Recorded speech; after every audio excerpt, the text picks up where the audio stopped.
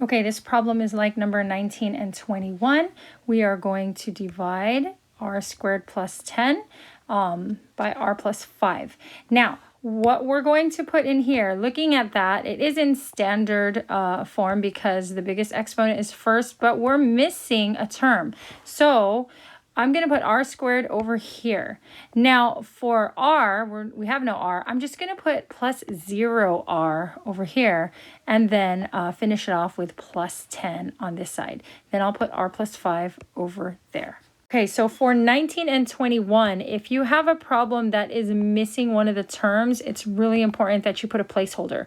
So r squared plus 10 is the same as if you put a 0r, because this is 0, so it means exactly the same thing, but that placeholder is going to be super important. Let me put my little acronym here on this side, and then let's get started with step 1. Let's divide. So I'm going to start by dividing r squared divided by r. So if I do that in my head, one of the r's cancel out, leaving me with an r. So I'm going to put that up here. Okay, next step is to multiply. So r times r is r squared, and then r times 5 is 5r.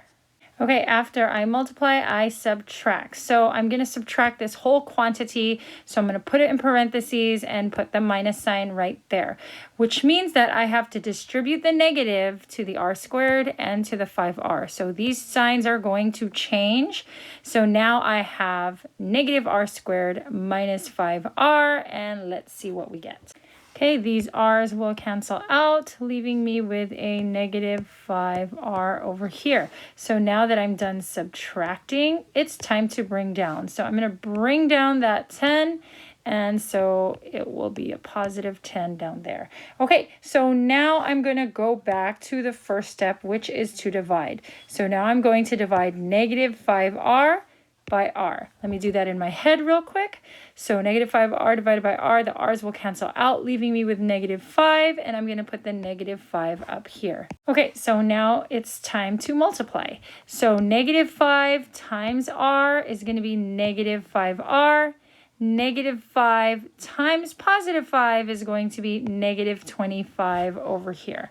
Okay, time to subtract. Again, put that in parentheses. Put the minus sign out there. The minus sign is going to impact everything in the parentheses, so my signs are going to change.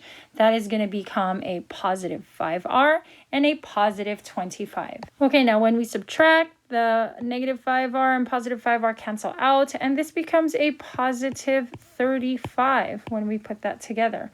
All right, so now that I am done subtracting, it's time to bring down, but there is nothing to bring down, which means that I am finished. So 35 is my remainder, and I'm going to express that remainder as a ratio with positive 35 up there, and then r plus 5 down here. And there is my final answer.